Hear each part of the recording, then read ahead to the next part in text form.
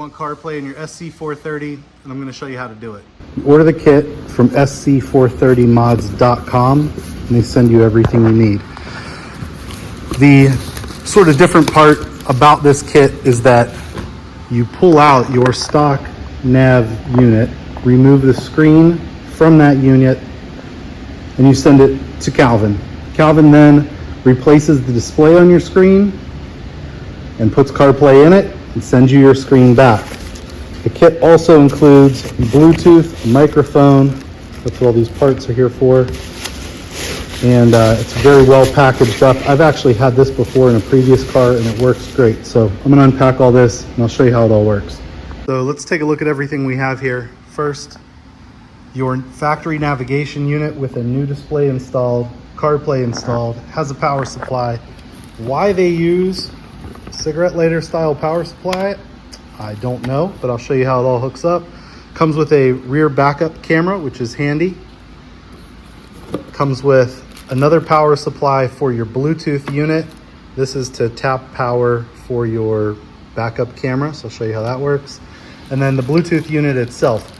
So the car does have Bluetooth. It connects through Bluetooth and through Wi-Fi to make your CarPlay work.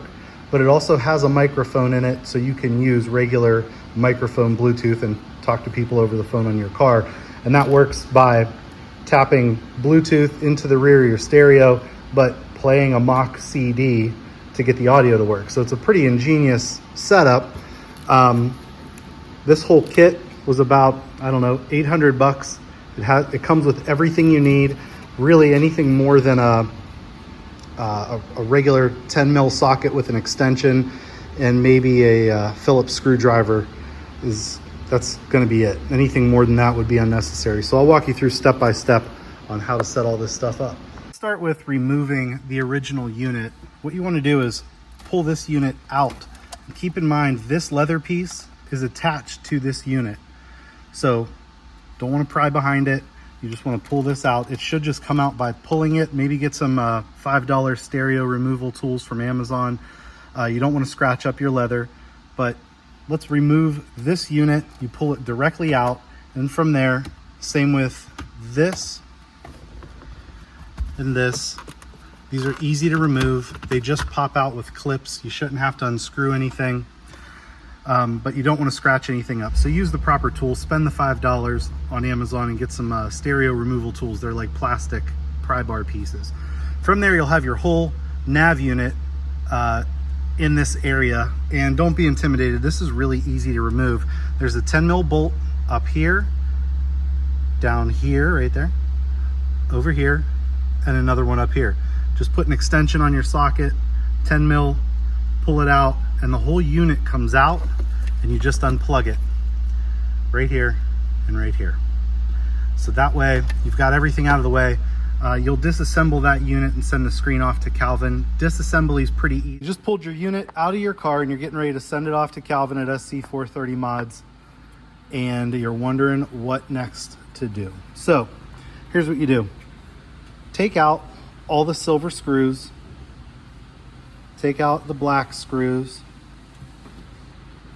pull one side of this off, take out the black side, the black screws on the other side, take off these aluminum pieces. You could leave all these in. Undo your ground, and inside the unit, there are only 2 screws right there.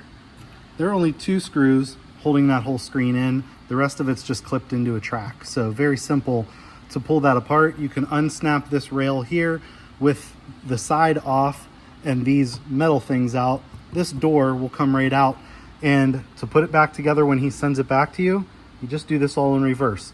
Put the screen in, put your 2 screws in, line your screen cover up.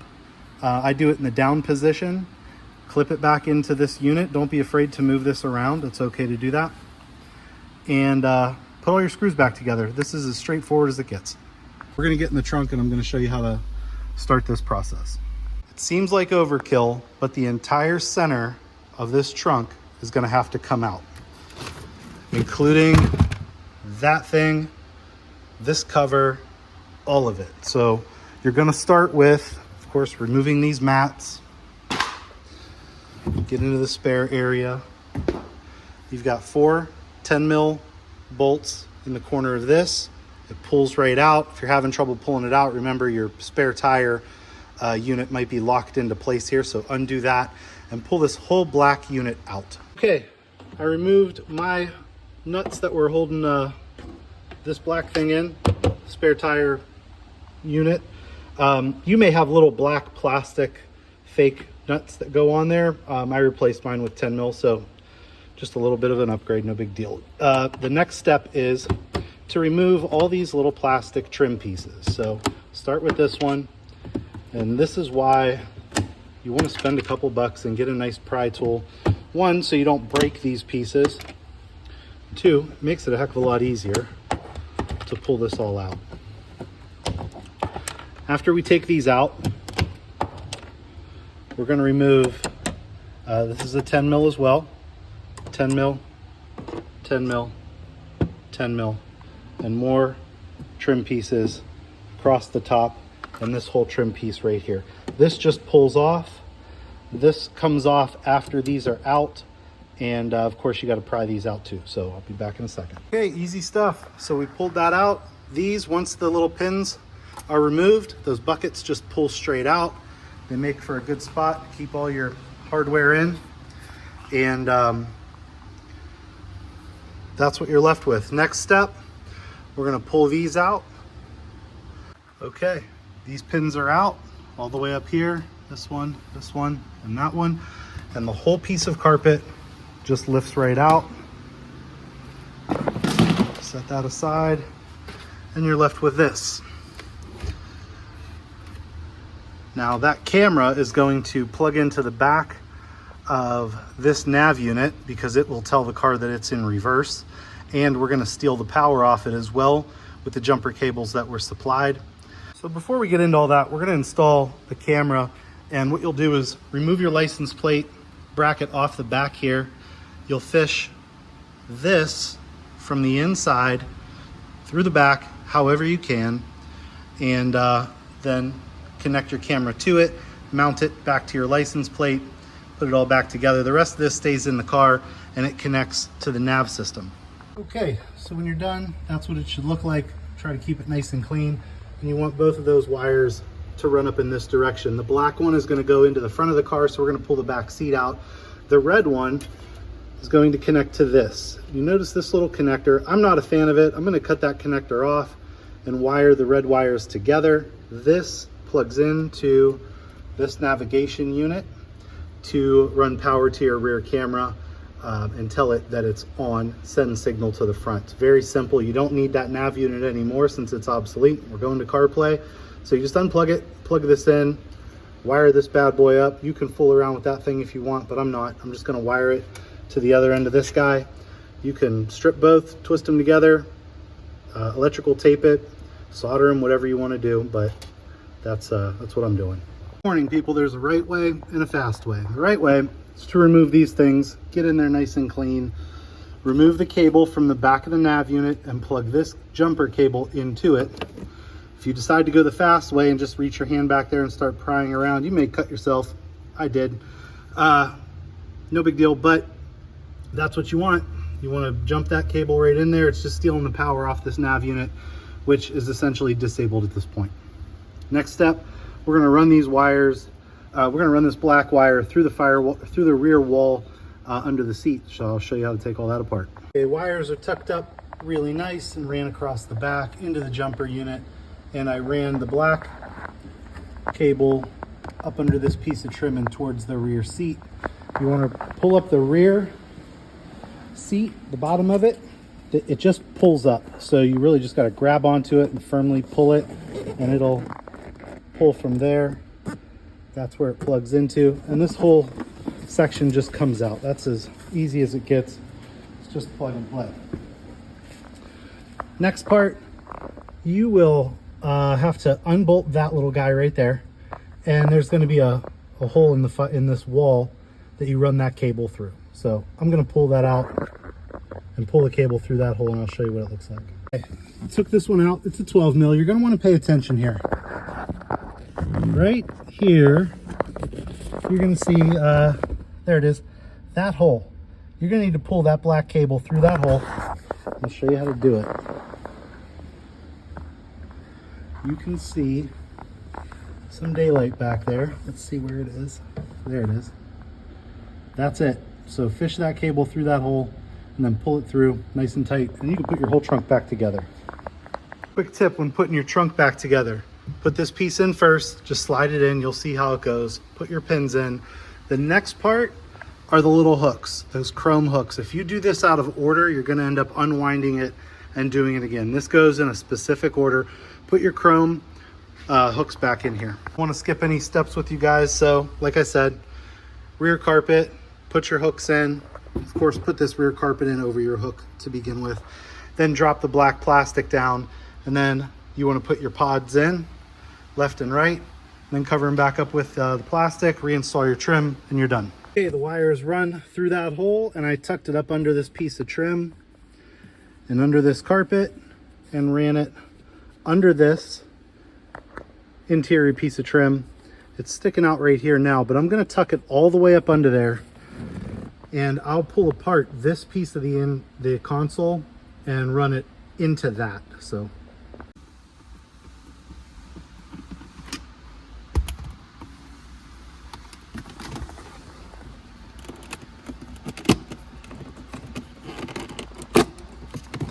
this comes out, just unplug it and pull this entire brown piece of trim off. It's just in there with little snaps. Okay, that's what it looks like pulled apart. Now, when removing this, you don't need to unplug everything off the back of it because it'll just kind of move out of the way, except for the cigarette lighter.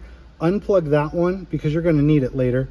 And let's remove this unit here. So pull that out, unplug those, and then the bolts that hold the stereo in, go ahead and remove the stereo and unplug it as well. Watch that. Pro tip: undo the black one off the back of your switch here. It's going to have that little face in it. It's attached to your stereo, and you really can't pull the whole stereo out unless you remove this little guy too. So just go ahead and do that. It's handy to use your pry bar around here. So go ahead and flip your stereo up and pull out the plug furthest to the left, okay? This jumper is going to jump into that plug, and then the other end of it is going to go where it was plugged into in the back of your stereo. And this is your Bluetooth unit. So this is basically a Bluetooth jumper. Unplug that unit, plug this into it, then plug this guy in the back of the stereo, and now your stereo will have Bluetooth. And we'll tuck that bad boy in down here somewhere, and we'll plug the microphone that came with it into that and hide it in the car as well. Okay, all plugged up, got this plugged in, and it's going to live down here. Make sure you plug in your microphone and route it wherever you feel like you want to hide it. I hid mine right there and ran the wire down behind the rear of the stereo, plugged it into this little guy. Secure it however you feel comfortable. There's plenty of room in this dash area, so just go ahead and stuff him down there and move on to the next step. Next step is this jumper right here. It's going to plug into what you unplugged your cigarette lighter from in the back of this little dash, and you plug that into the cigarette lighter. So your cigarette lighter still has power, but you're just jumping off of it, and then your unit will plug into this. The Carplay unit will plug right into this. It'll all hide down here, no problem. Easy way to get power. So that's the unit. I just set it in this tray, plugged it back in. You're going to line it up with these tracks on both sides and refit the screws exactly the way that you took this apart to begin with. So there's just a handful of screws that you've just got to put back where you got them. Line all this back up. Don't forget to put the tracks back where you got them, and I'll take some video of what it all looks like back together. Okay, here's what you're going to want to do. Take the screen that they sent back to you, and you want to lay it back so far that the mounting point for the tilt lines right up, and put your two screws in, while also making sure that the pivot point is in both sides of the plastic. So put your plastics on, kind of play with it. It'll be loose. get these points in here and wiggle it around and get this set. Next thing you want to do, slide the door unit all the way forward and lay your door in the tracks. That's the easiest point because it's the end of the track. So lay it in there, clip it into the top, and reapply all your screws and your aluminum trim. It only goes together one way. See how it fits like this? The other one fits like this. So they're very easy to put together. And then the way to take it apart is do it in reverse. Good thing you didn't bolt your stereo back in yet, because the wire we ran from the trunk up under your dash, you'd need to fish behind your stereo, of course. So do that, plug it into the female end of that cable on the back of your new CarPlay nav screen. Plug that in and fish this one down in that direction and plug it into this guy right here. Hook this up to your cigarette lighter. So unplug the back of your cigarette lighter, plug that in, and then jump it. So now you've got a jumper in between without losing power. And that's it. Okay, those cables are ran down behind the stereo. And now you've got those two.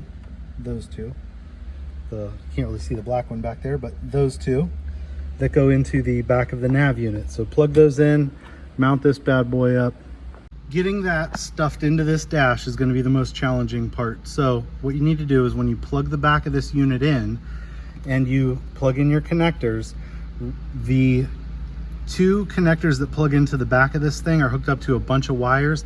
As you're sliding this unit in, reach behind it and keep those wires low as you slide this in sort of an upward position. If you do that, you'll get it close to here, and then you'll find that it'll kind of stop before it lines up with your bolt holes. You have to wiggle this thing around until it sort of clicks into place. Don't get frustrated, but be careful not to screw up your leather. Okay, everything's bolted back up. Center control unit is back in its place. Next, we just clip these trim vents back in their place. Now, under your dash trim, the back of your cigarette was plugged into here.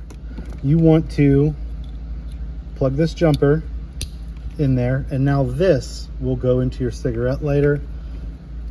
Plug the unit that should be hanging down here into this, and slide your dash back together. Close to the end. The next step, load this CD into your CD player. And of course, this one's going to be on section disc 1. Now that allows your Bluetooth to work through some electronic magic. Everything's connected. You will connect your iPhone to the Bluetooth network starting with a K, KG, whatever it is. It'll be the only available one around. So connect Bluetooth to that, and then connect your Wi-Fi to the new 7 something that's on the screen, but that's just the Wi-Fi. And then go in your phone and type in CarPlay. Look for CarPlay, open it up, and connect your CarPlay to that same Wi-Fi network, and this stuff will all pop up and work seamlessly.